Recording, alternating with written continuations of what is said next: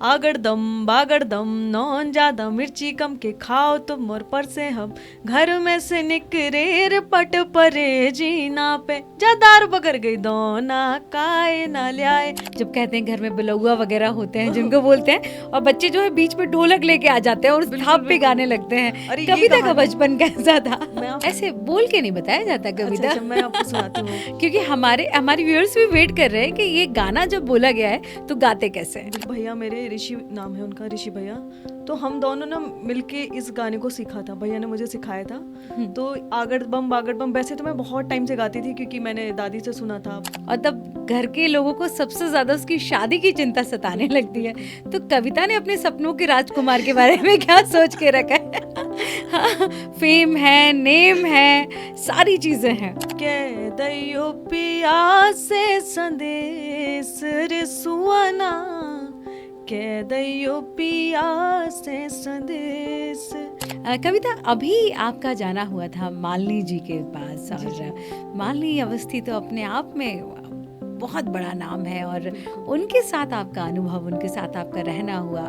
घर वालों में मेरे पिताजी और माताजी का ही सबसे बड़ा हाथ रहा है मुझे यहाँ पहुँचाने में। कविता बोलते बोलते बहुत भावुक हो गई है, और बिल्कुल नेचुरल सी बात है जब हम पेरेंट्स की और उनके संघर्षों की बात करते हैं तो हमें लगता है। ब्रेकिंग न्यूज वाला में आप सभी का स्वागत है, और ये है स्पेशल पॉडकास्ट पूर्वा के साथ।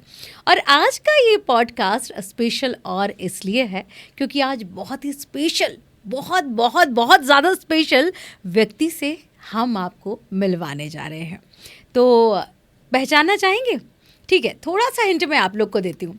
आगड़ बम बागड़ बम नॉन ज़्यादा मिर्ची कम। समझ गए आप लोग। तो कविता, बहुत बहुत बहुत सारा स्वागत है मेरे इस शो में। कैसी हो कविता? मैं बढ़िया हूँ। हमेशा की तरह खूबसूरत सी, प्यारी सी और सुंदर सी, है ना?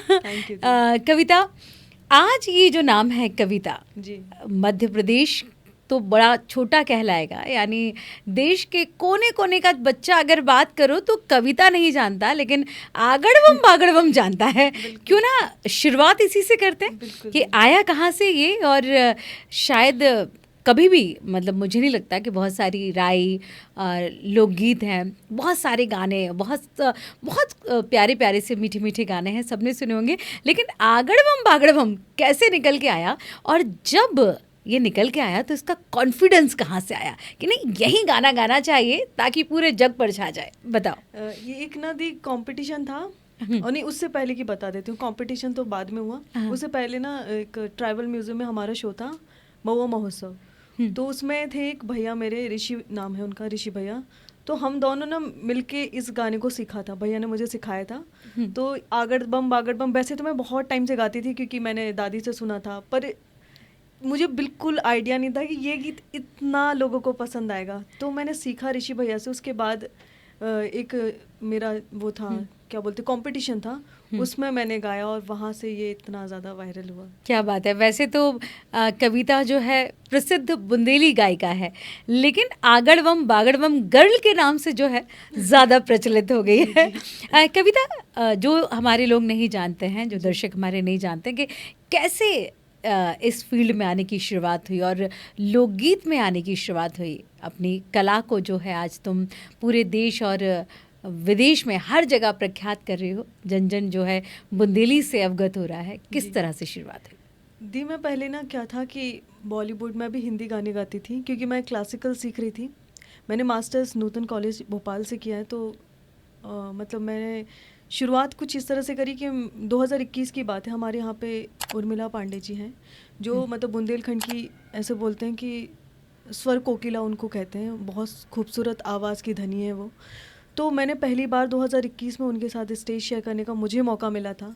तो मैंने एक गाना उनने मुझे सिखाया था कि हमारे बुंदेलखंड में ही पड़ता है, चरखारी एक जगह है, वहाँ की चांदी बहुत ज़्यादा फेमस है। तो उसके ऊपर एक गाना लिखा गया था, चरखारी के सुगर सुनार। ऐसे बोल के नहीं बताया जाता कविता। अच्छा, मैं आपको सुनाती हूँ। क्योंकि हमारे व्यूअर्स भी वेट कर रहे हैं कि ये गाना जब बोला गया है तो गाते कैसे हैं? बिल्कुल। चरखारी के सुगर सुनार पैजना, अजब बने चरखारी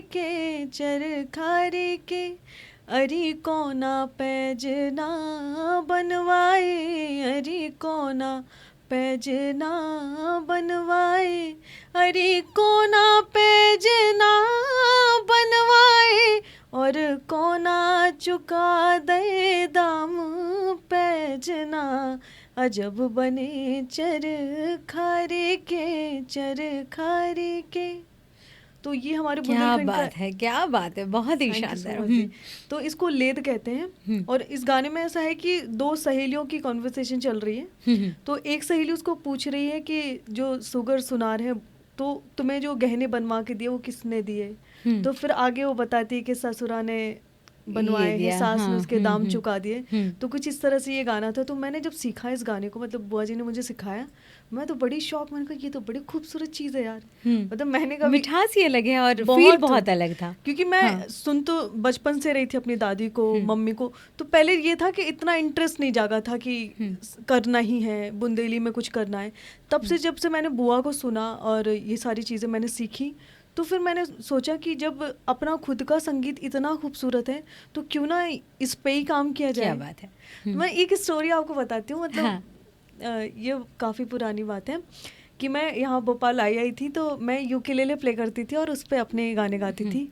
तो मैंने ये वाला गाना डाला और पता है इस पे उस टाइम पे थे 2-2,500 कुछ व्यूज़ थे। मैं इतनी खुश, मैं सबको बता रही हूँ, कह रही पता तो मैं 2,500 व्यूज़ आ गए हैं। 400-500 कुछ लाइक थे और 2,500 व्यूज़, मैं भयंकर खुश। तो वहाँ से इस वाली चीज़ की शुरुआत हुई कि लोग पसंद कर रहे हैं, लोग पसंद कर रहे हैं। बिल्कुल। तो लोगों की पसंद की वजह से फिर मैंने अपना धीरे धीरे इन चीज़ों को सीखा और आगे बढ़ाया। क्या वो जो छोटी कविता थी, जब कहते हैं घर में बिलौआ वगैरह होते हैं जिनको बोलते हैं, और बच्चे जो है बीच में ढोलक लेके आ जाते हैं और उस थाप पे गाने लगते हैं, कविता का बचपन कैसा था? मैं आपको बताती हूँ कि हमारे गांव में कहीं भी बुलावा या कुछ भी हो तो हमारी दादी को ऐसा माना जाता था कि जब तक, मेरी दादी का नाम सुशीला है, जब तक सुशीला काकी ना होते पहुंचे तो मतलब वो बुलावा संपन्न ना माने। मतलब ऐसा था। दादी का आज भी है कि मतलब शायद अभी वो 70 की है कम से कम, पर वो आज भी गांव में कुछ भी हो, शादी विवाह कुछ भी, मतलब कोई भी फंक्शन हो, दादी का पहुंचना अनिवार्य रहता है हर जगह। तो दादी का ऐसा होता था कि बुलौआ में जा रही हैं तो मेरा थोड़ा ऐसा कि दादी हम भी चल रहे हैं। वो बच्चों को तो रहते हैं हाथ पकड़ा और चलो। पर मैं अपनी मम्मी से बहुत, मेरी मम्मी बहुत ही ऐसे, सॉरी मम्मी थोड़ी खतरनाक है मेरी। वैसे सॉरी की बात नहीं कविता, हर बच्चे के मन में ये भाव रहता है कि मम्मा प्यारी तो बहुत होती है लेकिन खतरनाक होती है। हाँ, बिल्कुल। मम्मी डांट देती थी कि रात का समय है क्यों जाना है, या फिर बुलौआ में मम्मी का ऐसा होता था कि दादी जा रही तुम्हें क्यों जाना है, तो पढ़ाई करो तुम अपनी। तो हम पहुंच जाते थे दादी से। हाँ, वहाँ से बुलौआ में जाना और वो चीज़ें मज़ा आता था उनके साथ। और फिर ग्रामीण परिवेश की बात ही थोड़ी सी अलग हो जाती है। वहाँ जो अपनापन और सारी चीज़ें जब दिखाई देती हैं तो झिझक भी जो है वो मिट जाती है बच्चे की कहीं ना कहीं। मैं तो ऐसी थी ना बचपन में कि मेरी आदत थी, मैं बहुत पूछती थी। मतलब मेरे अंदर ना ऐसा रहता था एकदम, वो नहीं होता कि कुछ तो चल रहा है, क्यूरियोसिटी रहती थी बहुत ज़्यादा हर चीज़ को जानने की। क्योंकि मैं अगर रसोई में मेरी चाची खाना बना रही है तो मैं बैठ जाती थी कि अब ये क्या है, ये कौन सा मसाला है, ये क्या कर रहे हो, वो क्या कर रहे हो। मेरी मम्मी की आदत थी ना, वो मुझे टोकती थी हर एक चीज़ में कि लड़की का इतना बोलना अच्छा नहीं होता, लड़की का इतना बोलना अच्छा नहीं होता। अब माँ तो अपना फर्ज निभाती थी, संस्कार देती थी कि बेटा ऐसी बोलती रहेगी। और मेरी आदत थी।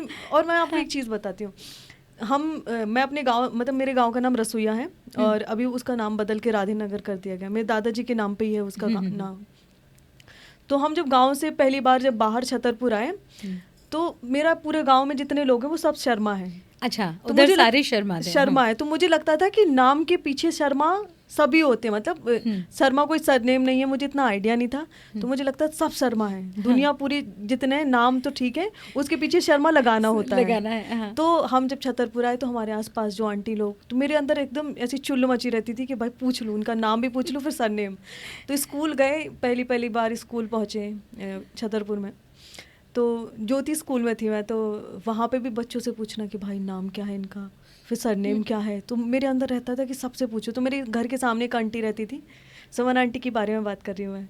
तो सुमन आंटी देख लीजिए और सुन लीजिए कविता को। तो बहुत ही प्यारी स्वीट आंटी है मेरी वो। हाँ। तो मैंने सुमन आंटी को पूछा कि आंटी आपका नाम तो सुमन है और फिर सरनेम क्या है, तो आंटी ने बोला चौबे। तो आंटी को उस टाइम थोड़ा बुरा लग गया, पता नहीं, मुझे आज तक समझ नहीं आया कि किस बात का उनको बुरा लगा, कि क्यों पूछ रही है। हाँ। तो मैंने उनको पूछा कि आपका नाम क्या है, तो बोलती कि चौबे।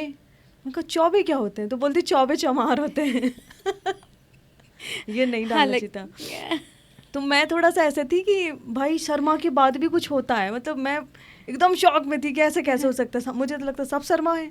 तो वो एक चीज थी मुझे कि अरे वाह ऐसा भी कुछ मतलब होता है। कविता को लगता था कि सारे लोगों के नाम के आगे शर्मा कुछ ही भी हो, होता शर्मा है। तो लगता ही है। हाँ। है ना। तो मुझे लगता था नाम सबके अलग अलग हैं पर शर्मा सबका एक होगा। सभी लोग होते हैं। हाँ। सही बात है। यही बहुत सारी चीज़ें जो कविता है बचपन की याद रह जाती हैं और बहुत सारी मस्तियाँ भी याद रह जाती हैं। अच्छा, जैसे कविता तुमने बताया कि मैं ज्योति स्कूल में थी, अभी जो स्कूल के दोस्त हैं क्या वो संपर्क में हैं? हाँ, और कुछ- हैं तो कहाँ कहाँ हैं? और आज जो जब वो कविता से मिलते हैं और देखते हैं हमारी कविता, एक प्राउड होता है ना, आज हमारी कविता यहाँ छाई हुई है, तो कैसा फील है उनके साथ? अभी कैसा कनेक्शन?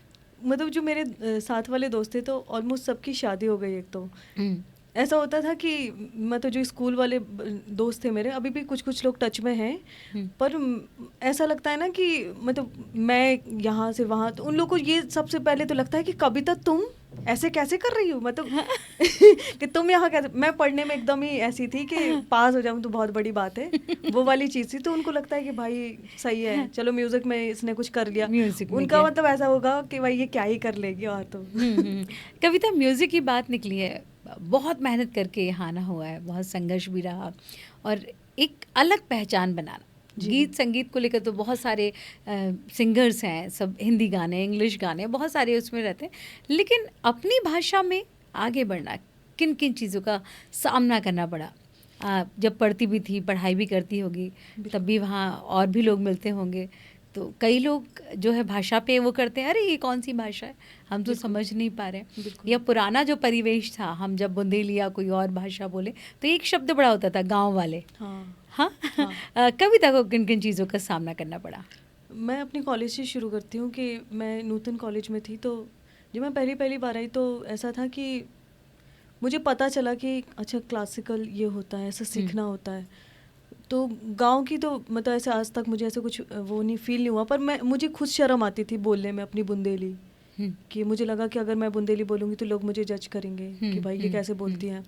तो मेरी मैडम है नीना श्रीवास्तव मैम, तो उनके सामने वो कुछ तो मुझसे बात कर रही थी किसी बारे में, जो भी उनने मुझसे पूछा, तो मैंने हाउ बोला। तो मैं पूछने वाली थी कि सबसे फेमस कौन सा डायलॉग होता है जिसे पहचाना जाता है कि ये बुंदेलखंडी है? बिल्कुल। तो मैंने हाउ बोला तो फिर मैम बोलती है कि बुंदेलखंड से हो? तो मैंने उनको बताया कि हाँ बुंदेलखंड से हो। तो फिर उन्होंने मुझे बोला कि फिर तो तुम्हें गाने भी आते होंगे बुंदेलखंड के। तो विवाह गीत वगैरह सीखे थे मम्मी से सुनती रहती थी। तो फिर उनके अंदर था कि भाई सुनाओ मुझे वहाँ का कुछ तो सुनाओ। तो एक तो वो चीज़ है कि ऐसा हमें लगता है कि लोग जज करेंगे, पर हमें अपनी खुद की भाषा हो या अपनी बोली हो खुल के बोलना चाहिए, या खुद मतलब ऐसा होता है ना कि प्राउड फील करना चाहिए, क्योंकि बिल्कुल प्राउड फील। लोकल लैंग्वेज में जैसे मैं अपनी बुंदेली पे काम कर रही हूँ या बुंदेली में मैं गा रही हूँ, तो वहाँ से जो अपनापन मिलता है, जो लोगों का प्यार मिलता है, लोगों का सपोर्ट मिलता है, मैं ये नहीं बोलती कि सिर्फ बुंदेलखंड से मुझे मिल रहा है, मुझे बुंदेलखंड के बाहर के लोग भी उतना ही प्यार करते हैं जितना बुंदेलखंड के लोग करते हैं। क्योंकि मैं अभी लखनऊ गई थी, आप ये देखो ना कि लखनऊ में मतलब बुंदेलखंड वाले लोग नहीं हैं लखनऊ में, पर वहाँ के लोगों ने मुझे बताया कि वो मुझे सुनते हैं और उनको बहुत पसंद हूँ मैं, कि मैं लोकल लैंग्वेज में गाने गा रही हूँ। तो प्राउड फील करो भाई अपना, कोई बुराई वाली बात नहीं है। बिल्कुल बिल्कुल सही कहा कविता ने कि जिस भाषा जो हमारी रहती है, जो हमारी बोली है, या जिस परिवेश में हम बड़े हुए हैं, पले हैं, वो निश्चित रूप से आपकी किस्मत है और आप वहाँ आए हैं, ईश्वर ने आपको मनुष्य जन्म दिया है, तो हर एक चीज़ पे हमें प्राउड होना चाहिए। और ये आजकल के बच्चों के लिए बहुत बड़ी सीख है कविता, क्योंकि अक्सर ये होता है कि बच्चे पेरेंट्स से बड़ी शिकायत करते हैं कि हमें ये नहीं दिलाया, हमें ये नहीं दिया, हमें वो नहीं दिया। लेकिन जिस परिवेश में आप बढ़ रहे हैं, अब आप इस दुनिया में आ गए, आपकी भी जिम्मेदारी बनती है आगे बढ़ने की। जिस तरह से कविता भी आपकी आइडियल है, क्योंकि कहाँ से निकल के बाहर आके और संघर्षों से अपना जीवन जो है निखारी हो कविता। कविता, जब शो की हम बात करते हैं बहुत सारे अभी सिंगर सुन रहे होंगे, वो जो एक फील रहता है जब शो करने के लिए जाती हो और अभी बहुत सारी जगह जाना हुआ है, तो आज जब स्टेज पे जाती है तो किस तरह का फील आता है कविता में? मतलब मुझे ऐसा लगता है ना कि हर एक आर्टिस्ट का सपना होता है स्टेज पे परफॉर्मेंस देना या फिर लोगों के बीच रहना। तो स्टेज का तो मैं सच बताऊं, एक जादू होता है वहाँ, हाँ। मैजिक होता है। मैं जब जाती हूँ ना स्टेज पे, तो ऐसा लगता है ना कि हाँ, इसीलिए मतलब जो कुछ जीवन में संघर्ष या जो कुछ भी किया तो सफल हुआ है स्टेज पे पहुंचने के बाद। जब लोगों का प्यार मिलता है कि हम स्टेज पे कुछ गा रहे हैं और लोग उस चीज़ को पहले से रिपीट करना शुरू कर देते हैं कि क्या बात है। तो बहुत ही ज़्यादा ऐसा लगता है कि वाह, इसीलिए ये हमारी असली कमाई। बिल्कुल है बिल्कुल ना? लोगों का प्यार, मुझे लगता है कि सबसे असली कमाई जो बोलते हैं ना, पैसा तो एक तरफ वाली चीज़ होती है कि वो ज़रूरत है लोगों की पैसा, पर जो प्यार और सम्मान लोगों से मिलता है ना, ये सबसे बड़ी चीज़ होती है। बिल्कुल सही कहा। कविता, जो आज के सिंगर्स हैं या आज जो यंगस्टर्स हैं, बहुत जल्दी आगे बढ़ना चाहते हैं, है ना, उनको क्या संदेश देना चाहेंगी? किस तरह से उनको अपनी लाइफ में जो कुछ मैनेजमेंट है वो करना चाहिए, कैसे आगे बढ़ना चाहिए? इसके लिए ना सबसे बड़ी जो बात होती है ना दीदी, कि पेशेंस की जो मैं बात कर रही हूँ कि पेशेंस होना बहुत ज़रूरी होता है।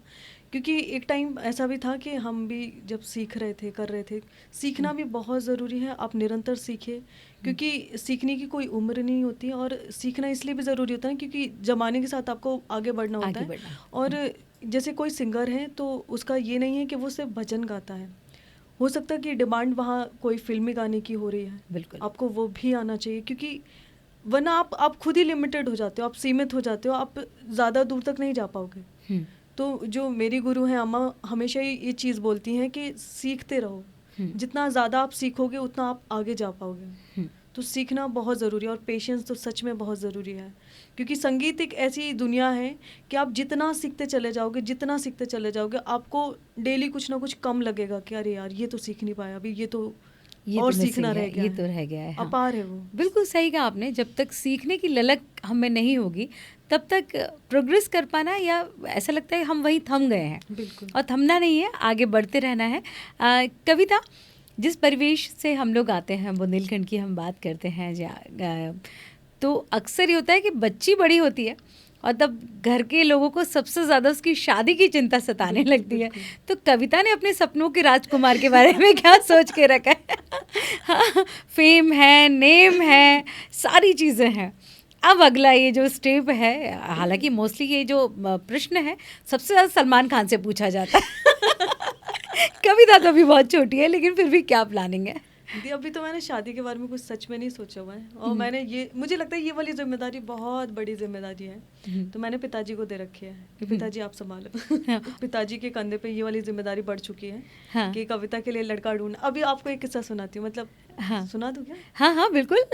अरे तो एक, ठीक है सुना देती हूँ, कोई बात नहीं।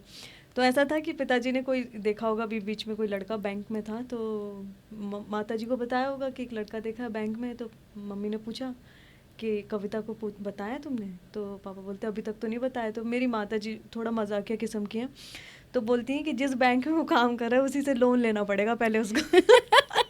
तुम्हारी, वैसे मुझे बिन्नू बोलती, तो बोलती तुम्हारी बिन्नू से ब्याह कर भी खिलाने, पहले उन्हें लोन लेने आए वो तुम देख रहे लड़का उनके लाए। बोले तुम अबे रान दो, अबे ना देखो, अबे ना देखो, अबे समय है, अबे और आगे जाना है बिन्नू को हमारे। तो क्या ही एज है, बोले अभी उसको थोड़ा टाइम दो, अभी शुरुआत करी उसने, अभी उसको थोड़ा टाइम दो। बिल्कुल कविता, थोड़ा सा ब्रेक लेके एक अच्छा सा गाना सुनते हैं हम, और उसके बाद जो है फिर कंटिन्यू करेंगे एक प्यारा सा गाना।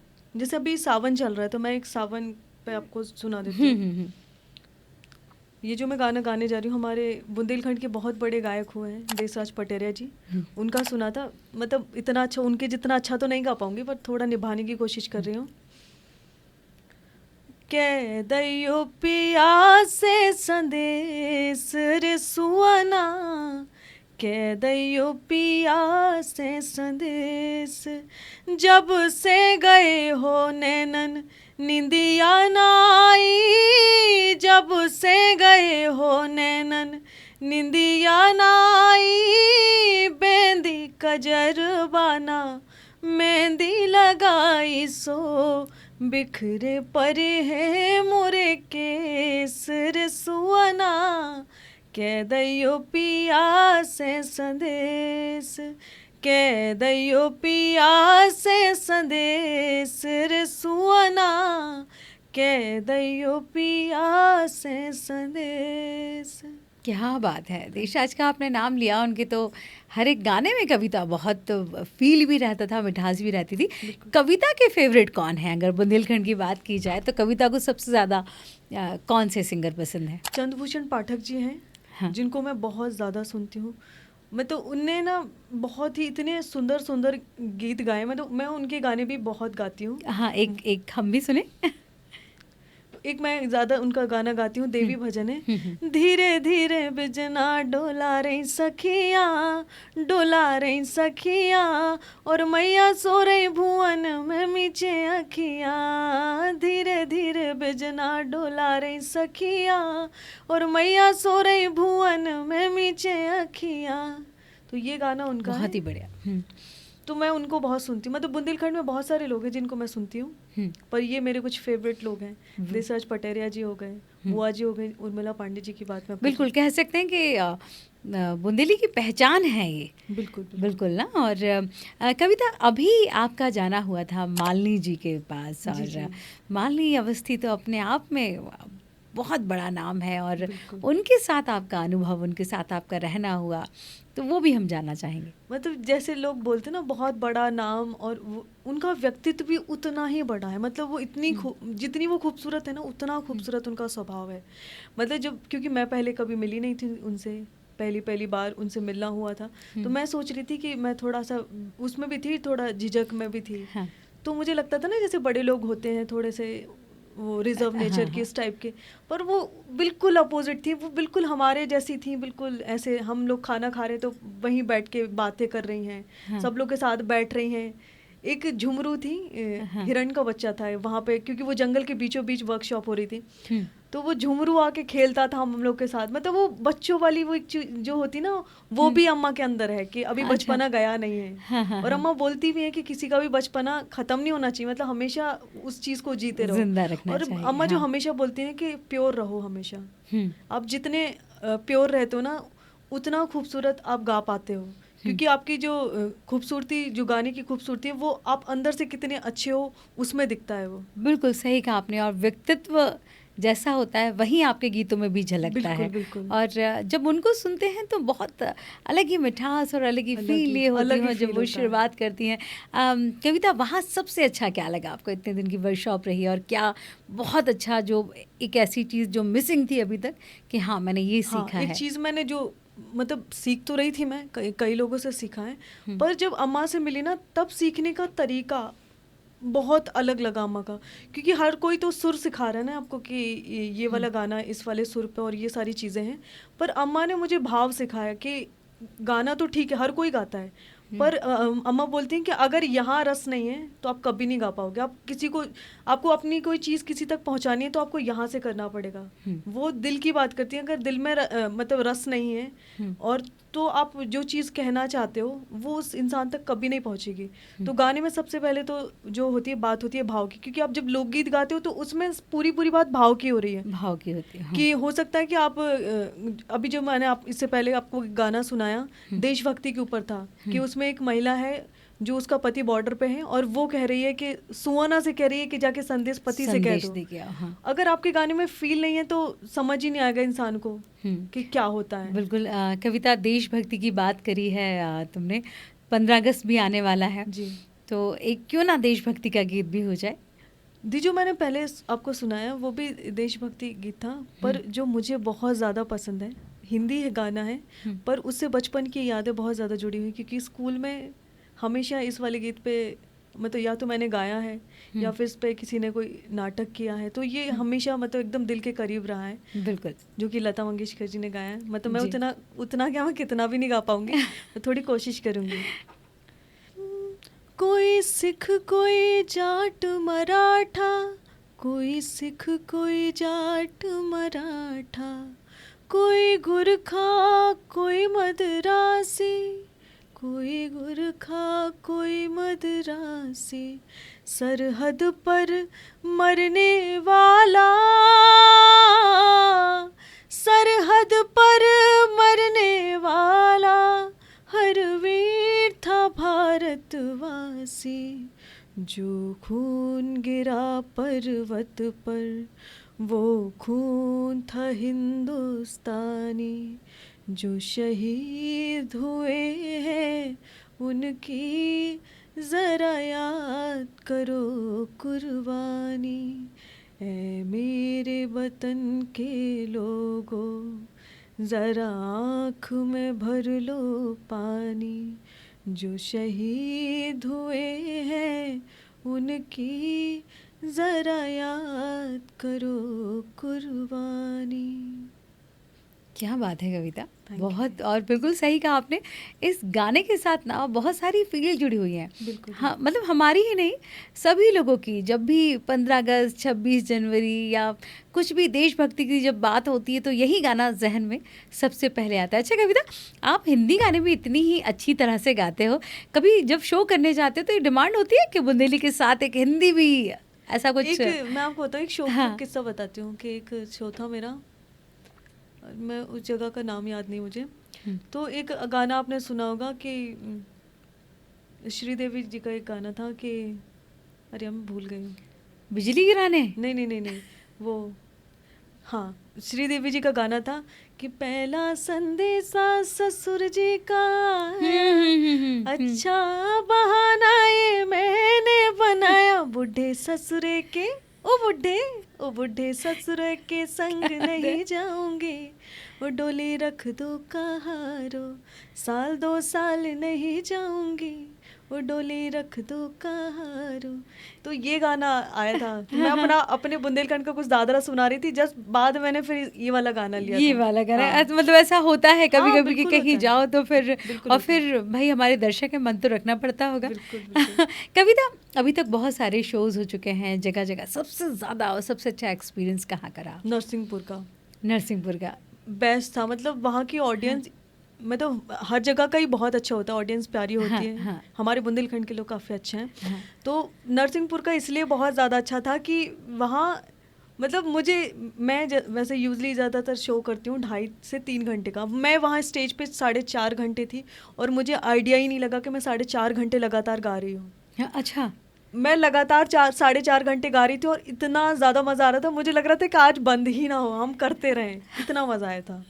क्या बात है। लेकिन अब कुछ कुछ जगह ऐसी होती है जहाँ हमेशा याद रह जाती है ना। वहाँ मुझे अपनी बुआ याद है, जो हाँ। बहुत ही स्वीट हैं। अच्छा। बिल्कुल, तो बुआ जी देख लीजिए कविता आज आपको मिस कर रही है यहाँ बैठ हाँ, के। सच में। कविता, एक और चीज़ जो है अक्सर लड़कियां अब फॉलो करने लगी थी, कविता साड़ी बहुत प्यारी पहनती है और टेस्ट बहुत अच्छा है, और इस एज में और साड़ी से जो लगाव है वो कैसे हुआ? मतलब कहीं होता है ना कि लड़कियां बोलती हैं नहीं साड़ी नहीं, बर्डन है, कैसे संभालेंगे, क्या करेंगे, लेकिन कविता हमेशा साड़ी में बहुत प्यारी लगती है और पसंद भी करती है। क्या रीज़न है? साड़ी तो देखो, सबसे अच्छी चीज़ साड़ी की ये है कि साड़ी में खूबसूरत बहुत दिखते हैं। बिल्कुल, जो कि हो। नहीं, पर मुझे सच में साड़ी इतनी ज़्यादा आदत हो चुकी है। वो कहते हैं ना, जिंदा हो तो जिंदा नजर आना आना चाहिए, चाहिए, खूबसूरत हो तो खूबसूरत नजर आना चाहिए। तो मुझे तो साड़ी पहन के मतलब कंफर्टेबल फील होता है, इसलिए मैं तो पहनती हूँ, मुझे तो अच्छा। बढ़िया लगता है। हाँ। अरे मुझसे वो तो बहुत सारे लोग ये पूछते हैं कि कहाँ से लेते हो, कहाँ से लेते हो दीदी। तो मैं एक जगह कहीं से नहीं लेती, वरना मैं सच में बता देती आप लोगों को कहाँ से अच्छा, लेती हूँ। बहुत सारे शोज होते हैं, फिर प्रैक्टिस होती है, फिर रियाज भी होता है। हाँ। ये शॉपिंग का टाइम कैसे निकल आता है और नई नई साड़ियों का? आपको पता, इस वाली चीज़ के लिए मेरी मम्मी हमेशा मुझे टोकती रहती कि भाई ये बहुत पैसे खर्च करती है कपड़ों पे। मैं भयंकर शॉपिंग करती हूँ, मैं भयंकर, मतलब मैं कहीं भी जा रही हूँ, मतलब कहीं भी चले जाऊँ, वहाँ से अगर एक साड़ी ना आई मेरी तो मुझे लगता है वहाँ जाना सफल ही नहीं हुआ, सफल नहीं हुआ। तो भैया कविता का जो कलेक्शन है वो तो देखना बनता है, मतलब आना पड़ेगा कलेक्शन हाँ भाई, देखने आओ के लिए। घर, मैं दिखाती हूँ हाँ। अपना कलेक्शन। कविता, अभी सावन का महीना चल रहा है, कजरी की धूम है हर जगह, इस पर भी कुछ बात हो जाए। हाँ हाँ, सावन का मतलब जो मुझे लगता है, सावन यानी हर दिन उत्सव। और आज तो तुम्हें देख के भी बिल्कुल सावन का हरा हरा सब फील आ रहा है, हरियाली हरियाली। सावन यानी प्रेम, और सिर्फ प्रेम। क्योंकि आप ये देखिए ना कि सावन में एक जो प्रेमिका है उसको ये भी है कि मतलब कोई नवविवाहित स्त्री है तो एक वो भी उनके अंदर है कि पति वापस परदेश से लौट के आएगा। सावन में ऐसा होता है ना कि बारिश वाले टाइम पे काम बंद हो जाते हैं लोगों काम के, बंद हो जाता है। तो लोग घर लौटते हैं अपने। एक लड़की है जो ससुराल में है, मायके जाने का उल्लास रहेगा कि बिल्कुल, मायके जाने सावन मिलेगा। मायके से बहुत ज़्यादा बहुत कनेक्ट करता है बिल्कुल हमको। बिल्कुल।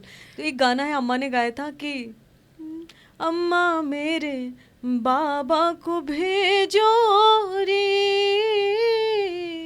अम्मा मेरे बाबा को भेजो रे, कि सावन आया, कि सावन आया, कि सावन आया, अम्मा मेरे बाबा को भेजो रे, अम्मा मेरे बाबा को भेजो रे, कि बेटी तेरा बाबा तो बूढ़ा रे, बेटी तेरा बाबा तो बूढ़ा रे, कि सावन आया, कि सावन आया, कि सावन आया, अम्मा मेरे भैया को भेजो रे। गाने में ये सीधा सीधा दिख रहा है कि एक लड़की है जो अपनी माँ को बोल रही है कि क्योंकि उस टाइम पे ऐसा ना कि फोन नहीं चलते थे, तो चिट्ठी के द्वारा भेजा जाता होगा कि भेजा जाता था, कि और बाबा को भेजो। हाँ, और मायके से भी कहते थे सावन है तो भाई या पिता या घर के एक जो हाँ, लोग हैं वो लेने के लिए भी जाते थे। क्योंकि मेरी दीदी की हाँ। भी शादी हो गई, तो मैं इस चीज़ को समझ सकती हूँ बहुत अच्छे से कि माँ के आने की खुशी अलग होती है। मायके आने की खुशी एक बिल्कुल चीज़ अलग होती है ना होती कि ऐसा बोलते हैं अपने बुंदेलखंड में, बोलते हैं कि मायके का कुत्ता भी प्यारा होता है, कि बिल्कुल कि आपको अपने ससुराल में अगर अपने मायके अपने शहर का कोई एक व्यक्ति भी मिल गया, आपको उससे बात करके या उसको देखकर ही बड़ा खुशी बड़ा अच्छा लगता है। महसूस अच्छा होती है। कविता, अगर यही सवाल किया जाए कि जैसे जब बाहर जाते हो, दिल्ली में शो किए हैं, बाहर किए हैं, क्या कभी ऐसा हुआ कि अपनी जगह का, छतरपुर का या कोई बिल्कुल परिचित वहाँ कभी मिला हो, अरे तो उसको देख के अलग जो खुशी हुई हो? आपको मैं बताती हूँ। हाँ। ये तो मुझे सच में बहुत ज़्यादा खुशी होती है कि मैं बनारस से दिल्ली की मैंने फ़्लाइट ली थी। तो बनारस से दिल्ली जब मैं आ रही थी तो मुझे एयरपोर्ट पे मिले और बोलते हैं कि कविता शर्मा। तो मुझे इतनी ज़्यादा खुशी हुई कि वहाँ पे भी लोग मुझे जानते हैं। फिर उन्होंने मुझे जानते हैं। बताया हाँ। कि मैं भी छतरपुर से ही हूँ, पर मैं इतने टाइम से यहाँ दिल्ली में रह रहा हूँ। अभी मैं हाँ। बनारस से दिल्ली पहुँचा, तो मैंने आपको फ़्लाइट में भी देखा था, मैंने सोचा था मैं आपसे बात करूँगा। तो वो एक बहुत ही ज़्यादा खुशी होती है कि मतलब अपने शहर के लोग यहाँ पे और भी बाहर जानने भी वाले हैं लोग तो मिल भी जाते तो हैं। भी पहचान रहे हैं। बिल्कुल, बिल्कुल बिल्कुल। सही कहा आपने। जैसे जैसे दायरा बड़ा होता जाता है और वैसे वैसे जब अपने लोग मिलते लगते हैं तो अलग ही खुशी उनसे मिलकर हमारे बिल्कुल, चेहरे पर आ जाती है। कविता, जो अगला पड़ाव है कविता का, कविता ने बहुत सारे सपने बुने होंगे और कुछ योजना बनाई होगी आगे बढ़ने की, क्या विज़न लेकर अभी चल रहे हैं हम? जैसे कि मेरा तो ऐसा है कि मैंने शुरुआत जैसे करी बुंदेलखंड से, कि बुंदेलखंड पे काम करना है। पर ऐसा लगता है कि बुंदेलखंड जो है ना अपने आप में बहुत समृद्ध है। मैं उसमें एक तिनका भर भी मैंने कुछ नहीं किया है, क्योंकि वो ऐसा बोलते हैं ना कि संस्कृति ये नहीं करेगा तो ख़त्म हो जाएगी, वो नहीं करेगा तो ख़त्म हो जाएगी, पर संस्कृति कभी ख़त्म नहीं होती है। बिल्कुल। उस पे काम कविता करे या ना करे कोई फ़र्क नहीं पड़ता। बस फ़र्क इतना है कि जो चीज़ें अभी तक नहीं निकली थी, मतलब कि कोई नहीं कर रहा था, मैं नहीं करती तो कोई और करता ज़रूर। पर ये चीज़ें हैं कि मैं इन वाली चीज़ों को और ऊपर लेके जाना चाहती हूँ कि बुंदेलखंड से बुंदेलखंड तक सीमित न रहे। बुंदेलखंड की चीज़ें बाहर के लोग भी सुने। इंटरनेशनल मंच में चाहती हूँ कि मैं वहाँ तक लेके जाऊँ, और मैं अपने दायरे में रहकर या फिर मुझसे जितना बन पड़ता है उतना मैं हमेशा करती रहूँगी। और मैं अपने आप को बहुत ही धन्य मानती हूँ कि मुझे ये सेवा करने का मौका मिला। तो मैं तो बहुत ही ऐसे सौभाग्यशाली हूँ कि मुझे ये करने का मौका मिल रहा है। बिल्कुल कविता, और हम सबकी भी शुभकामनाएं तुम्हारे साथ है कि ऐसे ही आगे बढ़ते रहो और हमारे बुंदेलखंड का, छतरपुर का, हम सब का नाम ऐसे ही रोशन करती रहो। भारत तो बहुत मतलब एक छोटा कह सकते हैं कि हम चाहेंगे कि पूरी दुनिया में छा जाओ इसी तरह से, और तुम्हारी आवाज़ जो है बिल्कुल आसमान में ऐसे ही गूंजती रहे। कविता, जो फ्री टाइम रहता है, वैसे तो बहुत ज़्यादा बिजी रहती है कविता, लेकिन जो फ्री टाइम रहता है वो कैसे स्पेंड करती है? बताना पड़ेगा। सच बताऊं तो ताकि जो लोग थोड़ा सोचें कि नहीं भाई ये फ्री टाइम है तो मिलने आ सकते हैं। तो मैंने अभी ना म्यूज़िक क्लासेस शुरू करी हैं, तो मैं हाँ। सीख भी रही हूँ। तो मैं फ्री टाइम में क्लास जाती हूँ। सर अगर देख रहे होंगे तो फिर वो कहेंगे कि बेटा मैं तुम्हें फ़ोन करके बुलाता हूँ। तो मैं फ्री टाइम में फ़ोन चलाती हूँ। अच्छा वो मैं बहुत फ़ोन नहीं चलाती नहीं, तो हम उसको ऐसे ले सकते हैं कि फ्री टाइम में कविता जो है रिसर्च करती रहती है और क्या कुछ नया फोन में हूँ। बिल्कुल, हम इस बात को थोड़ा दबा देते हैं, फ़ोन चलाती हूँ, मैं रिसर्च करती हूँ कि अभी रिसर्च नया क्या करते हैं, करना है अभी मुझे। नया क्या करना है। बिल्कुल। तो सोचना भी और देखना भी ज़रूरी होता है, और देश दुनिया में क्या चल रहा है सुनना मुझे लगता है बिना ना फ़ोन कि के। जब हम कुछ संगीत की बात अगर हम करते हैं ना, तो जितना हम गा रहे होते हैं ना, ऐसा होता है कि अगर हम 100% में से ना हमें 90% सुनना चाहिए, जबकि हम बहुत अच्छा सुनते हैं ना, तब हम उसका 5% कुछ गा पाते हैं। तो सुनना बहुत ज़रूरी होता है, और मैं भयंकर सुनती हूँ बहुत। मतलब मेरे पूरे टाइम मेरे स्पीकर पे गाने चलते रहते हैं, या तो कुछ क्लासिकल चलेगा, या फिर मैं जिनको बुंदेलखंड में जिन जिनको सुनती हूँ उनको सुनूंगी। और मेरी शुरुआत, दिन की शुरुआत अम्मा के गाने से होती है, तो वो तो क्या मैं बात सुनती है, हूँ। बिल्कुल, बहुत बढ़िया। जो भी नए बच्चे सीख रहे हैं या कुछ संगीत के क्षेत्र में आना चाहते हैं, क्या टिप्स दोगी कविता, किस तरह से तैयारी करें और कैसे वो अपना मुकाम या कैसे वो द कविता बन सकते हैं? एक चीज़ है दीदी जो मुझे लगती है कि संगीत का कोई शॉर्टकट नहीं है। आपको सारेगामा से ही शुरू करना पड़ेगा। आपको प्रॉपर क्लासिकल सीखना ही पड़ेगा, कुछ भी हो जाए। क्योंकि संगीत का क्या, मुझे लगता है ना कि कोई भी कला क्षेत्र है, किसी भी बिल्कुल। चीज़ का कोई शॉर्टकट नहीं होता। आप जितना ज़्यादा सीखोगे उतना अच्छा आप कर पाओगे। तो मेहनत बहुत ज़रूरी है, पेशेंस बहुत ज़रूरी है, क्योंकि संगीत में पेशेंस आना बहुत ज़रूरी है। क्योंकि लोगों के सालों साल निकल जाते हैं सा लगाने में। तो सीखना, मुझे तो भगवान ने गॉड गिफ्ट दिया है। तो ऐसा है कि सीखना बहुत ज़रूरी है दी। बिल्कुल सही कहा, और सिर्फ संगीत ही नहीं, जैसे कि तुमने बोला हाँ, कि किसी भी हर कला एक क्षेत्र चीज़ में, में हर बिल्कुल, एक चीज़ में बिल्कुल। अपना 100% देना ही पड़ता है।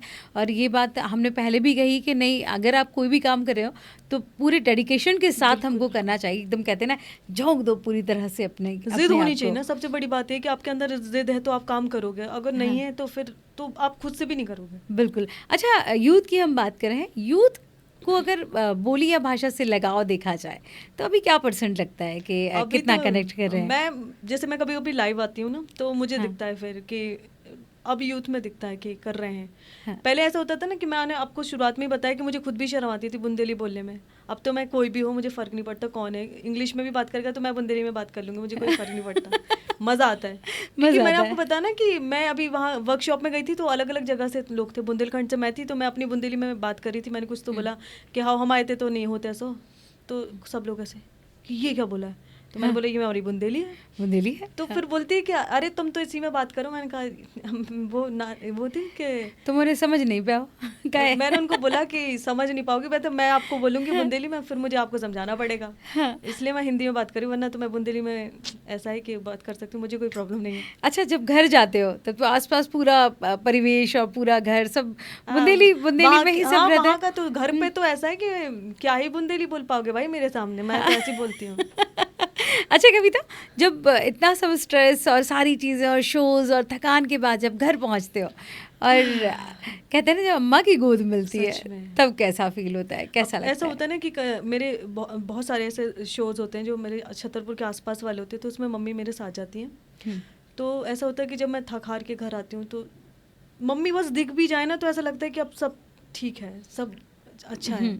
तो वो एक चीज़ है मेरे अंदर, हाँ, घर का फील घर का ही होता है। घर का ही होता और है, पूरी दुनिया घूमकर घर में आ जाओ तो जो रिलैक्स वहाँ मिलता है, शायद मुझे लगता है कि कहीं नहीं और मिलता। कहीं नहीं मिल और पाता है। सबसे अच्छी चीज़ मेरे साथ क्या होती है कि मैं जब घर जाती हूँ ना, तो हाँ, मैं सो के उठती हूँ 12-1 बजे, 12-1 बजे, तो मेरी हाँ, मम्मी बहुत डांटती मुझे। हाँ, पर मुझे लगता है ना कि वो वाली नींद मुझे यहाँ भोपाल में नहीं आती। मतलब मैं नहीं, यहाँ हाँ, पे, क्योंकि 100 चीज़ें आपके दिमाग में चल रही होती हैं, कभी ये मिल कर लिया, अभी ये करना है, वो करना है, हज़ारें चीज़ होती हैं करने के लिए, और हाँ, टेंशन्स बहुत होती है। बोलने की बातें होती हैं कि आप यहाँ तक पहुँच गए हो, पर आप यहाँ तक पहुँचे, वो एक रही आपकी जर्नी कि आपने इतना सब कुछ किया, पर आप जहाँ आप पहुँच गए हो, उस चीज़ को बरकरार रखने के लिए आपको मेंटेन रखना बहुत चाहिए। काम करना होता है। आपको ऐसा नहीं है कि टेंशन, ऐसा लोगों को दूर से लगता होगा कि वाह क्या लाइफ है कविता की, पर वहाँ पहुँचने के लिए और वहाँ बने रहने के लिए बहुत मेहनत की ज़रूरत होती है। मेहनत की बात निकली है कविता, हम ही चाहेंगे, बहुत स्ट्रगल करके तुम्हारा इस मुकाम पर आना हुआ है, बहुत सीखना, बहुत सारी चीज़ें और कई जगह प्रयास करना, थोड़ा सा बताओ ना उसके बारे में भी। मुझे तो लगता है ना दीदी, क्या ही बोलूँ उस संघर्ष के बारे में, जो हो गया सो हो गया। मुझे लगता है ना कि ईश्वर की बहुत बड़ी कृपा थी और माता पिता का का आशीर्वाद था आशीर्वाद था, हाँ। कि मैं यहाँ बैठी हूँ। हम्म, बिल्कुल। संघर्ष बहुत ऐसा रहा नहीं मेरे जीवन में कि मैंने, क्योंकि एक समृद्ध परिवार से थी तो इतना ज़्यादा कुछ देखा नहीं मैंने। पर वो था कि हमने गांव से और छतरपुर का जो रास्ता तय किया वो थोड़ा सा मेरे पिताजी के लिए संघर्ष भरा था, क्योंकि उस टाइम पे किसानी, सिर्फ किसानी थी, और एक टाइम पे ऐसा था कि मतलब समृद्ध तो हम लोग शुरू से थे पर सिर्फ किसानी पर डिपेंड सिर्फ थे। किसानी, और एक संगीत का क्षेत्र, एक नया क्षेत्र चुनना जहाँ ये- सिर्फ ये लड़कियों के लिए संघर्ष था बड़ा मेरे थोड़ा लिए। सा बाउंडेशन होता है, या तो बिल्कुल। टीचर या डॉक्टर या कुछ बहुत लिमिटेशंस होती हैं कि बस ये जॉब आपके लिए निर्धारित की गई है। वहाँ फिर उस जगह से निकल के संगीत को चुनना, वो संघर्ष था मेरे लिए। वो संघर्ष इसलिए था क्योंकि पेरेंट्स को समझाना, क्योंकि घर पे कोई नहीं था संगीत से क्या किसी भी कला क्षेत्र में कोई था ही नहीं। तो लोगों, पिताजी को तो यही लगता था सरकारी नौकरी ही होता सब कुछ, हाँ, सब कुछ वहीं होता से। है। तो मेरे पिताजी का ऐसा था कि नहीं, एक हम तो एक ऐसे परिवार से आते हैं कि अगर तुमने लोकगीत गाया मतलब हमारी बदनामी हो जाएगी, वो सारी चीज़ें भी थी। उस टाइम पे मैं उनकी भी गलती नहीं कहती हूँ, क्योंकि उस टाइम का हाल ऐसा था कि हाँ, बुंदेली लोकगीत बिल्कुल। मतलब गाली। और संगीत में करियर बनाना ये एक बहुत ही एक ऐसा सवाल था जो लोगों के चैलेंज जहन में था वो। आता ही नहीं था बिल्कुल। कि हम संगीत में भी जो है अपना करियर बना सकते हैं, आगे जा सकते हैं उस चीज़ को लेके। लेकिन कविता ने उस करियर को भी तोड़ दिया, और आज जो है वहाँ के लोगों के लिए भी एक आइडियल बन गई है कि नहीं, कविता जा सकती है तो हम भी जा सकते मुझे हैं। तो लगता है ना कि मुझे लगता है, मैं ऐसा अपने आप को मैंने मान लिया है कि दुनिया में ऐसा कोई काम नहीं है, कोई भी काम जो आप नहीं कर सकते हो। बस आपको अपने मन में वो चीज़ों को तय करना है। सबसे पहले तो आपको अपने दिमाग में वो चीज़ों को रखना है कि आपको ये चीज़ करनी है, और जिद, मैंने आपको जो बोला, वो होनी चाहिए आपके अंदर, तो तभी आप कुछ कर पाते हो। तो ऐसा दुनिया में कोई काम नहीं है जो आप लोग नहीं कर सकते, सब कर बिल्कुल। सकते हैं। अच्छा, अब छोटे छोटे कुछ सवाल ले लेते हाँ, हैं बिल्कुल, कविता। कविता का जैसे घर जाती तो फेवरेट डिश कौन सी है, खाना कौन सा है, क्या पसंद है? अब मैं मम्मी के बारे में कुछ बोलूंगी तो फालतू मम्मी को बुरा लग जाएगा। नहीं नहीं, तारीफ वाला बोल दो, आंटी सुन लीजिए, कविता अब कुछ अच्छा अच्छा बोल रही है। मम्मी मेरी करेले की सब्जी बहुत अच्छी बनाती है। अरे वाह। वो मुझे बहुत पसंद है। और अरे मैं आपको किस्सा सुनाती हूँ ना, अभी क्या बोलते, पहला सोमवार जो था वो मैं घर पे थी उस टाइम पे, तो मम्मी ने मुझे रात को पहले बोल दिया था कि अगर तुम सुबह जल्दी उठ गई, और हमारे यहाँ पे क्या होता है ना, डेली शंकर जी बनते हैं अभी सावन में, और पूरा घर बैठ के पूजा करता है। तो ऐसा था कि तुम अगर सुबह जल्दी उठ गई तो तुम जो बोलोगी वो खाने में बनेगा। तो करेले की सब्जी और भिंडी की सब्जी मेरी फेवरेट है, तो वो दोनों बनाने वाली थी मम्मी। मैं उठी दिन में 1 बजे। तो करेले मिले कि भिंडी मिली, या दोनों नहीं मिले?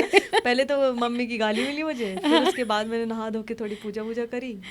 उसके बाद देखा कि रसोई में जाके कि मम्मी ने भिंडी और करेला दोनों ही बनाए थे। अरे क्या बात है, माँ तो माँ होती है। बिल्कुल, बिल्कुल। चैलेंज कितने भी हो, लेकिन लास्ट में जो है वो सच एक में। कहते हैं ना कि लड्डू मिल ही जाता है खाने के लिए, मुझे डांट के लगता है बाद। कि मुझे जो लगता है जैसे कि आपके माता पिता से ज्यादा प्यार आपको कोई कर ही नहीं सकता। कोई नहीं कर सकता है, और उनसे ज़्यादा बड़ा शुभ चिंतक आपका इस दुनिया में कोई नहीं हो सकता। जो बच्चे, अभी देखो ना, एक घटना हुई है, एक बच्ची ने, माँ ने जब डांट दिया तो उसने आत्महत्या कर ली। तो ये कहीं ना कहीं ये जो परिवेश या ये जो चीज़ है वो गलत जा रही है। दीदी, सबसे बड़ी बात, जो लोगों को आजकल ये फ़ोन की जो लत लग चुकी ना, ये इसके वजह से भी बहुत चीज़ें, क्योंकि हम पेरेंट्स के साथ बैठ ही नहीं रहे, हम बात ही नहीं करते उनसे किसी बारे में, या फिर हमें कोई, एक तो पेरेंट्स की भी मुझे कहीं कहीं जो गलती लगती है ना, बच्चों को कभी इतना खुलने का मौका ही नहीं देते अपने सामने कि वो आपको हर एक चीज़ बता पाए। बिल्कुल। क्योंकि एक होना चाहिए पेरेंट्स और बच्चे के बीच में, ये चीज़ कभी नहीं आनी चाहिए कि अगर ये वाली चीज़ मैंने अपने पेरेंट्स को बताई तो पता नहीं वो मुझे डांटेंगे, क्या कहेंगे। तो क्योंकि ना बताना बहुत ज़रूरी होता है। पहला दोस्त अपनी माँ को कह लो या शिक्षक माँ को कह लो। तो मुझे लगता है ना कि आपके दिल में जो भी है, कुछ बुरा फील हो रहा है, कुछ अच्छा फील हो रहा है, सब अपने पेरेंट्स को बताओ, क्योंकि उनसे बड़ा शुभचिंतक दुनिया में कोई नहीं है। बिल्कुल। और अगर माता पिता भी इस चीज़ को समझे कि अगर बच्चा कुछ कह रहा है, उससे कुछ गलती हो रही है, लेकिन आपसे वो शेयर कर रहा है, आपको बता रहा है, गाइडेंस मांग रहा है, मैं बहुत लकी हूँ इस चीज़ में। कहीं ना कहीं पिताजी ना समझे पर मेरी मम्मी बहुत समझती है। नहीं कविता, लेकिन पिताजी ने समझा। आज पिताजी की जो बात हुई है, देखो तुम्हारे चेहरे पर मुस्कान आ गई है, तो उस प्रतिक्रिया का कि नहीं कविता सिंगर नहीं बनना है, और आज जब वो देखते हैं कि मेरी कविता और जहाँ है वो फील। शुरुआत तो ऐसी थी कि मतलब नूतन कॉलेज में कुछ 11-12 सीट होती हैं मास्टर्स के लिए, और ज़्यादा सीट नहीं होती हैं। तो उस पर एडमिशन हो चुके थे, शायद आखिरी एक सीट कुछ बची हुई थी, तो मेरा एडमिशन, तो मैंने फॉर्म फिल किया। उसके बाद पता चला कि वेरिफिकेशन के लिए मुझे कल ही निकलना पड़ेगा, तभी वेरिफिकेशन होगा वरना नहीं होगा। तो मैं पिताजी से मतलब 11 बजे की बस थी और मैं 8 बजे पिताजी के सामने खड़े होके बोल रही हूँ कि पापा जाना है। पिताजी मना कर रहे हैं। मेरे घर में उस टाइम पे चाचा की बहुत ज़्यादा चलती थी, मतलब सारी बातें उनकी मानी जाती थी कि कौन क्या करेगा, कौन क्या नहीं करेगा, वो सब कुछ चाचा तय करते थे। तो मेरे चाचा जी ऐसे सामने खड़े थे कि बोले नहीं कोई ज़रूरत नहीं है, यहाँ महाराजा कॉलेज में भी तो एमए होता है। पर मेरा था कि मुझे जाना है भोपाल, बाहर से ही करना है, और मैं ज़िद्दी थोड़ी बचपन से ही हूँ। तो मैंने मनाया जैसे तैसे वो लोगों को, और फिर आई और यहाँ पे शुरुआत करी अपनी म्यूज़िक की। क्योंकि अगर मुझे लगता ना मैं बाहर नहीं निकलती तो शायद मैं आज यहाँ नहीं होती, क्योंकि बिल्कुल बाहर निकलना, अपने कंफर्ट जोन से बाहर निकलना बहुत ज़रूरी होता है। क्योंकि यहाँ के फिर जो चैलेंजेस मेरे जीवन में आए ना, वो मुझे समझ में आए। सब्जी के दाम पता चले मुझे, क्योंकि मैं तो कभी नहीं गई ना सब्जी लेने, मुझे नहीं पता है कि कौन सी चीज़ कैसे आती है। वहाँ से मुझे पता चला ना कि पेरेंट्स आपके लिए कितनी मेहनत कर रहे हैं कि आप वहाँ पहुँच पाओ। बिल्कुल, क्योंकि हर महीने पेरेंट्स आपको पैसे दे रहे हैं, और उसके बाद ये होता था कि इतने पैसे मिलेंगे आपको और आपको इतने में ही खर्चा चलाना है। क्योंकि कुछ फाउंडेशन थी मेरे कि मेरे पापा अगर मुझे 10 रुपये भी देंगे तो उसकी पहले वैल्यू आपको बताएंगे कि वो 10 रुपये कहाँ से आए। और मैं थोड़ा सा ऐसा था कि ठीक है, पर मेरे घर वालों में मेरे पिताजी और माताजी का ही सबसे बड़ा हाथ रहा है मुझे यहाँ पहुँचाने में। कविता बोलते बोलते बहुत भावुक हो गई है, और बिल्कुल नेचुरल सी बात है जब हम पेरेंट्स की और उनके संघर्षों की बात करते हैं तो हमें लगता है कि लेकिन ये जो स्टेप आज जब उनका सर गर्व से ऊंचा है, उन्हें लगता है कि वो जो डिसीज़न था जब 8 बजे की जो बस कविता को पकड़नी थी, अगर वो छूट जाती तो शायद ये ना होता, है ना। कभी ना कभी पेरेंट्स को भी ये चीज़ समझनी चाहिए कि बच्चे भी सही होते हैं, मुझे ऐसा लगता सही डिसीजन ले सकते हैं। ये एक चीज़ होती है ना कि अब बच्चा क्या करना चाहता है वो उसको पता है, पेरेंट्स को नहीं पता है। क्योंकि मुझे संगीत करना था और मुझे पॉलिटेक्निक में डाल दिया। 10th क्लास के बाद मुझे पॉलिटेक्निक करवा दी। मेरा नहीं मन लगता था भाई। सोच के देखो ना, एक आर्टिस्ट व्यक्ति है और आप उसको टेक्निकल चीज़ें पढ़ा रहे हो, टेक्निकल चीज़ नहीं समझ में आएंगी, समझ ही नहीं आएंगी। तो मैं इन्वायरमेंट जैसे सब्जेक्ट में फेल हो गई थी। बताओ, मतलब सोचने वाली बात है। आज पूरी दुनिया ये सुन रही है इन्वायरमेंट में कविता फेल हुई थी। हाँ, सच में मैं हुई थी फेल। मेरे अंकल ने मुझसे पूछा, मेरे अंकल, मैंने आपको बताया कि मेरे अंकल की बहुत चलती थी, तो अंकल ने पूछा कि सारे सब्जेक्ट में ऐसे थे, नंबर पास ही होती थी मैं, तो मैंने शुरुआत में बोला पढ़ने में एकदम ही ढक्कन थी। तो मेरे अंकल ने पूछा कि एफ का मतलब क्या होता है, मार्कशीट में एफ लिखा होता है एक सब्जेक्ट के आगे, तो मैंने बोला एफ का मतलब होता है फैंटास्टिक।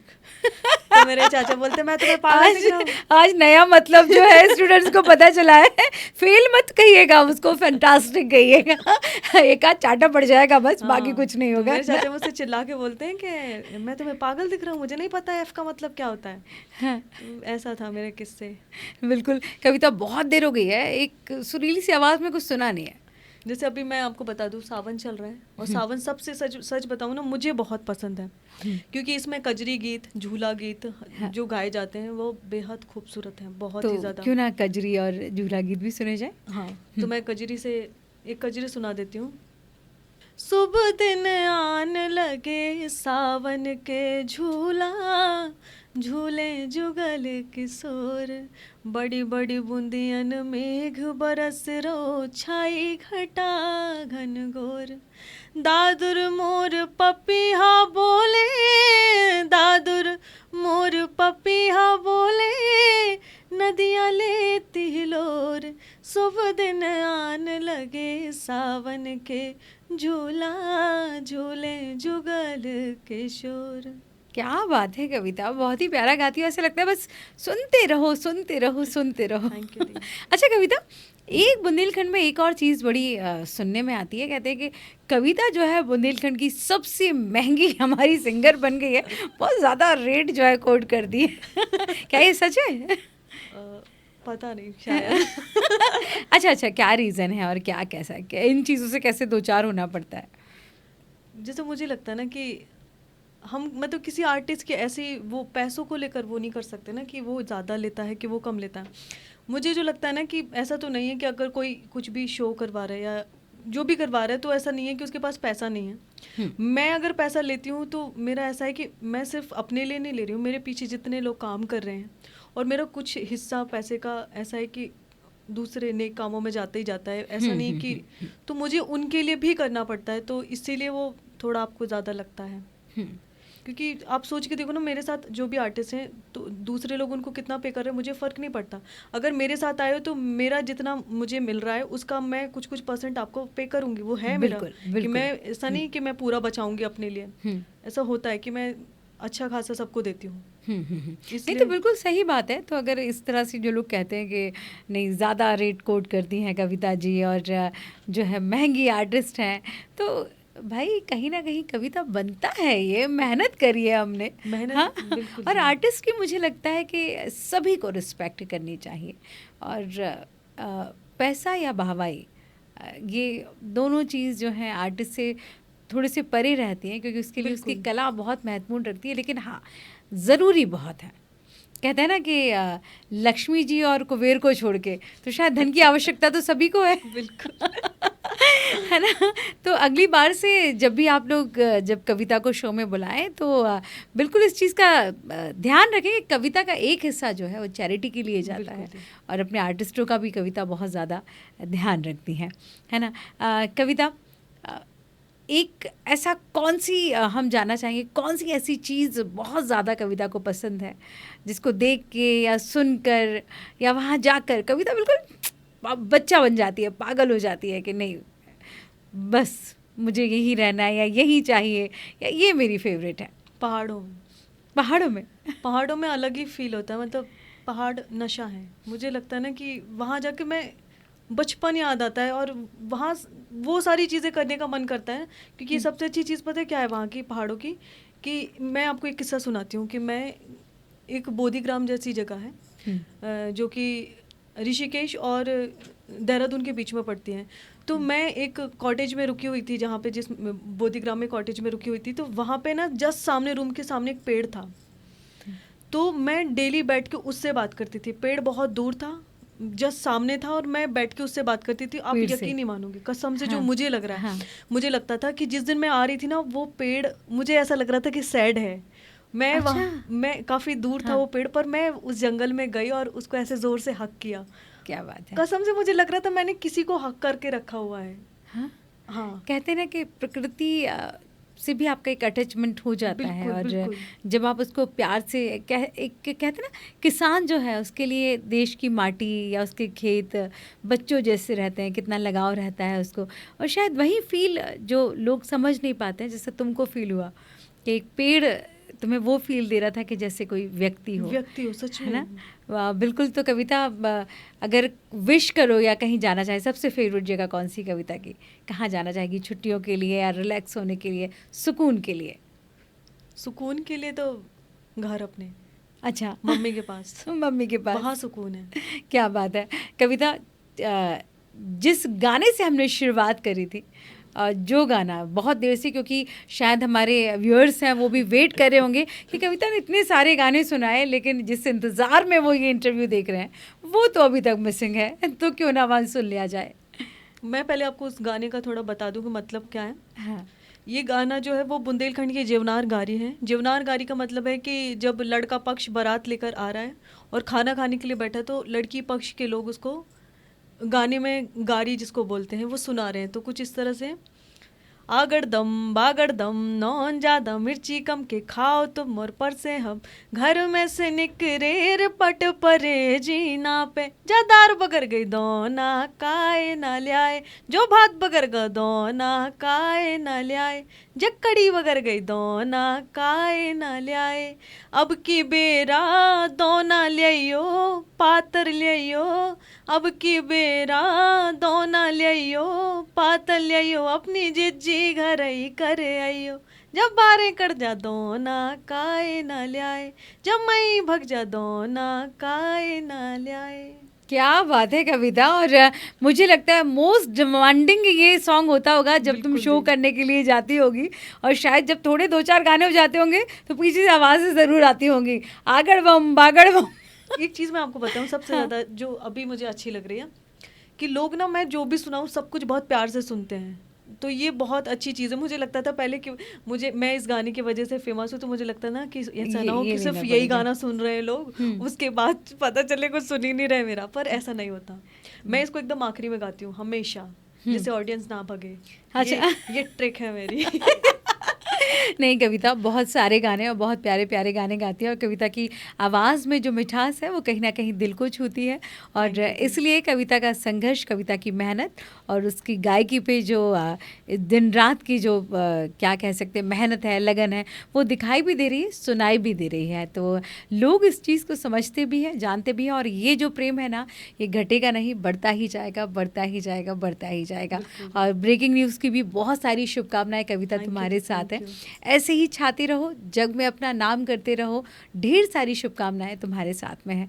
तो थैंक यू दीदी। क्यों ना इस शो का जो समापन है या क्लोजिंग कह सकते हैं, इसको हम एक प्यारे से गाने के साथ करें, क्योंकि हाँ, मैं तो बिल्कुल। आपसे करती हूँ बाय बाय, लेकिन कविता के गाने के साथ कविता ही इस चीज़ की क्लोजिंग करेगी। लेकिन हमारी ब्रेकिंग न्यूज़ के लिए बोलना ज़रूर है, देखते रहिए ब्रेकिंग न्यूज़ वाला।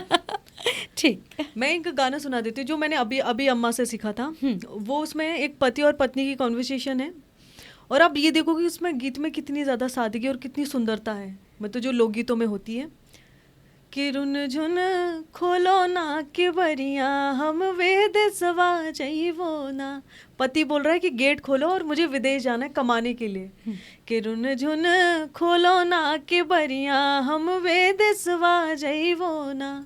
जो मोरे सैया तुम जैवो विदेशवा, जैवो विदेशवा। कि हमरे भैया के बुलाई दे, हमरे भैया के बुलाई दे, हम नहीं हरवा जइबो ना। कि रुन झुन खोलो ना के बरिया हम विदेशवा जइबो ना।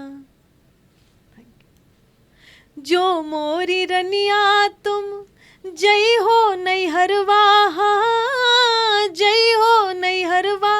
कि जितना लागल बा रुपैया, जितना लागल बा रुपैया उतना दई के जइबो ना।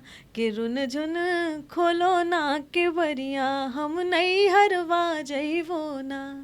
ये मस्ती था मजाक। स्पेशल पॉडकास्ट पूर्वा दीदी के साथ और देखते रहिए ब्रेकिंग न्यूज़ वाला। Thank you.